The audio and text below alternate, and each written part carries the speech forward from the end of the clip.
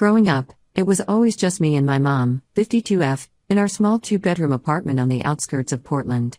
Mom worked long hours as a nurse at the local hospital, often pulling double shifts to make ends meet.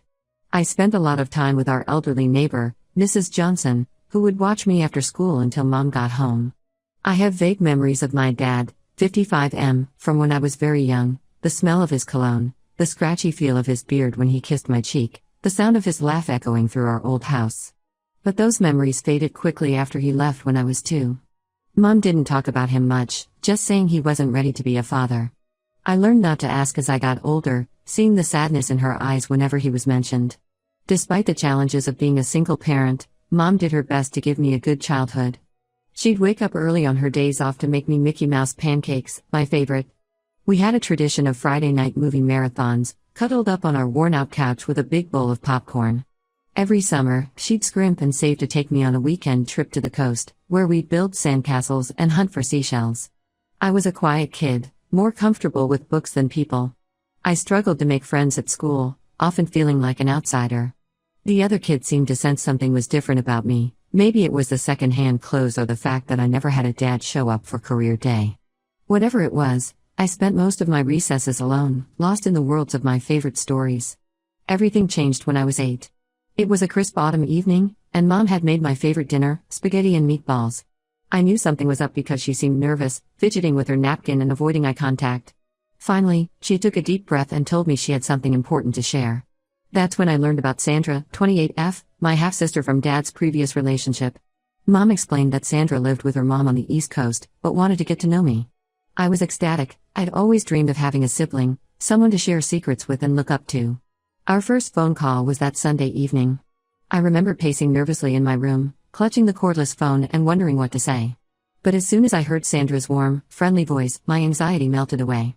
She asked me about school, my hobbies, my friends. I found myself chattering away about everything, how I was learning to play the recorder in music class, the stray cat I'd been feeding behind our building, the Nancy Drew book I was reading. Sandra was patient and attentive, laughing at my jokes and offering encouragement. She told me about her life too. She was a junior in high school, on the debate team, and hoping to study journalism in college. I was in awe of her, this cool older sister who seemed so worldly and accomplished. From that day on, our Sunday evening calls became the highlight of my week. I'd count down the days, jotting down notes about things I wanted to tell Sandra. As the years passed, our bond grew stronger. When I was 13 and being bullied at school for my thrift store clothes and lack of a smartphone, Sandra gave me advice on standing up for myself and focusing on the friends who truly cared about me. At 16, she talked me through my first crush and subsequent heartbreak, assuring me that the right person would come along when the time was right. Sandra sent me care packages for my birthdays and graduations, books she thought I'd like, cute accessories she picked up in New York where she went to college, even a hand-knitted scarf one winter. I treasured every gift, displaying them proudly in my room as tangible proof of our connection. Mom always encouraged my relationship with Sandra, but I noticed she seemed a bit sad sometimes after our calls. When I asked why, she'd just say she was glad I had Sandra in my life. I assumed she felt guilty about me not having a dad around, or maybe she was a little jealous of the bond Sandra and I shared. As I got older, I started to wonder why Sandra never visited or suggested we meet in person. When I brought it up, she always had a reason. She was busy with school, then work, then she got promoted and had a bunch of new responsibilities. I was disappointed, but I understood. We had such a great relationship over the phone and through texts. I tried not to let it bother me too much. Life went on. I graduated high school and started college, majoring in English with dreams of becoming a writer. Mom was so proud, telling everyone at the hospital about her daughter, the future author. I made a few close friends at school and even started dating a guy in my literature class. Things were good, stable. Then, 2 months ago, everything fell apart. Mom had been feeling tired lately, more than her usual post-shift exhaustion. She developed a persistent cough that wouldn't go away. After weeks of my pestering, she finally went to the doctor. The diagnosis was like a bomb dropping on our lives, stage 4 lung cancer. The doctors only gave her 6 months. I immediately took a leave of absence from college to care for her. My boyfriend, not understanding why I couldn't just hire a nurse, broke up with me. But I didn't care about any of that. All that mattered was being there for Mom, the way she'd always been there for me. Sandra was incredibly supportive during this time. She called more often, sometimes daily, to check on both of us. She offered advice on dealing with the healthcare system, shared resources on cancer support groups, and just listened when I needed to vent or cry. Having her support meant the world to me. Last week, Mom asked me to go through some old papers to get her affairs in order. It was a task I'd been dreading, not wanting to face the reality of her limited time left. But I knew it was important, so I steeled myself and headed up to our dusty attic.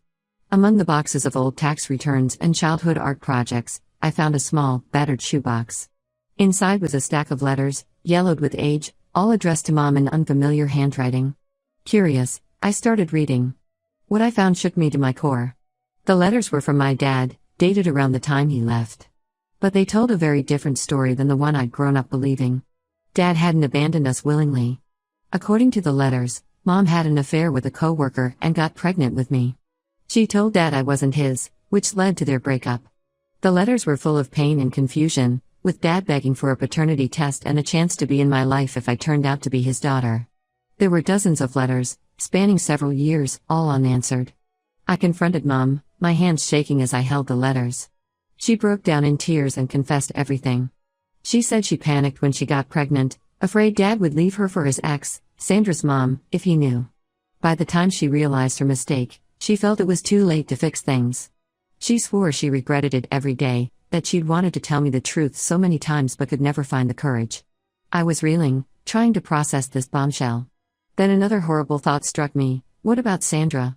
I asked Mom if Sandra was really my sister. She hesitated, then admitted Sandra wasn't real. Mom had made her up, feeling guilty that I didn't have any siblings or extended family in my life. She'd been the one calling me every week for 15 years, pretending to be my older sister.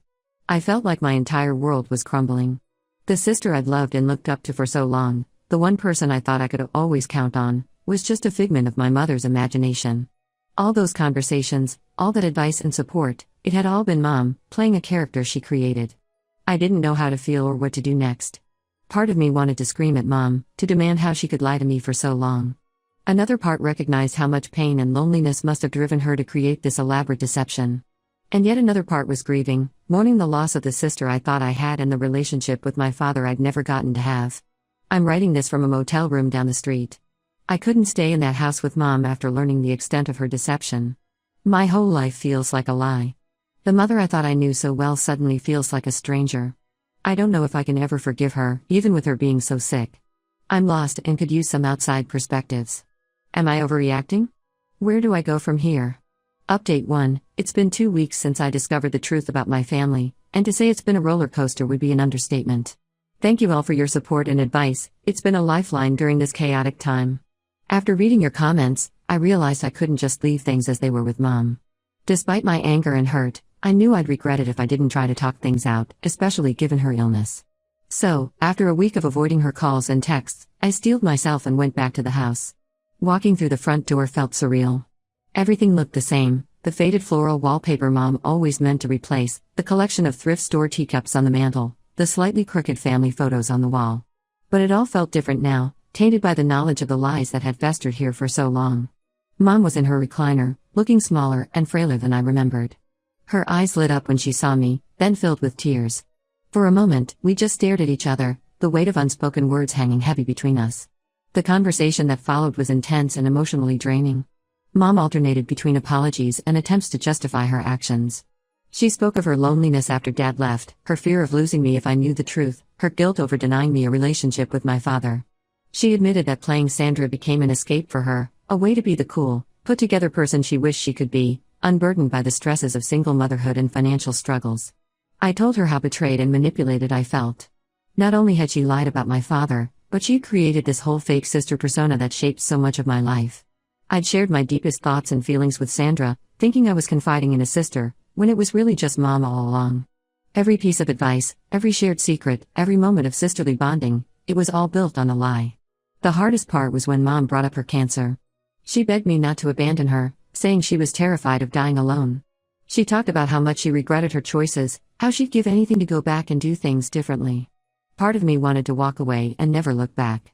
But seeing her so frail and scared, I couldn't do it. In the end, I agreed to help care for her, but I made it clear our relationship would never be the same. I told her I needed to set firm boundaries and would be seeking therapy to deal with all this. She accepted this, seeming relieved I wasn't cutting her off completely. I'm back living at the house now, but it's tense. I'm still angry and hurt, struggling to trust anything Mom says. But I'm trying to balance that with compassion for her condition. It's a daily challenge, forcing myself to be in the same space as her, to help with her medications and appointments while still processing my own emotions. I've started seeing a therapist, which is helping me work through some of the anger and grief. It's a slow process, but I'm learning to separate my love for Mom from my feelings about her actions. I'm also trying to reconnect with a few friends I have, realizing how much I'd isolated myself in recent years, relying too heavily on my relationship with Sandra. As for my real dad, I've done some initial research online. His name is James Henderson, and from what I can piece together, he's living in Seattle now. I found his email address through his work website. He's a high school English teacher, which explains where I got my love for literature. I've drafted about a dozen emails to him, but I can't bring myself to send any of them. What do you say to the father you never knew, who never knew you existed? Part of me is desperate to reach out, to finally have a chance at knowing my dad. But another part is terrified of rejection, of opening myself up to more pain. For now, I'm focusing on Mom's care and my own healing. I'm taking it day by day, trying to find a new normal in this shifted reality. Thank you again for all your support, it means more than you know. I'll update again when there's more to share. Update 2, it's been about a month since my last update, and things have taken some unexpected turns. Mom's health has deteriorated rapidly. The cancer spread to her brain, and she's now in hospice care. It's been heartbreaking watching the vibrant, hardworking woman I knew fade away. Despite everything, it's painful seeing the person who raised me, who shaped so much of who I am, slipping away before my eyes. Last week, during a rare lucid moment, Mom made another confession that left me reeling. Remember how I mentioned finding some information about my dad online, including that he was an English teacher in Seattle?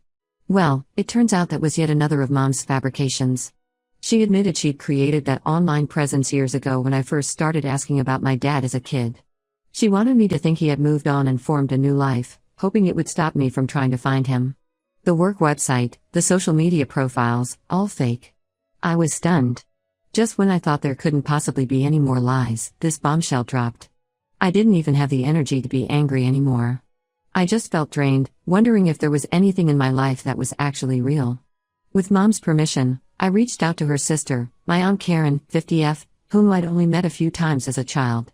Our family wasn't close. Mom had always said they drifted apart after some argument years ago, but now I wondered if that was true.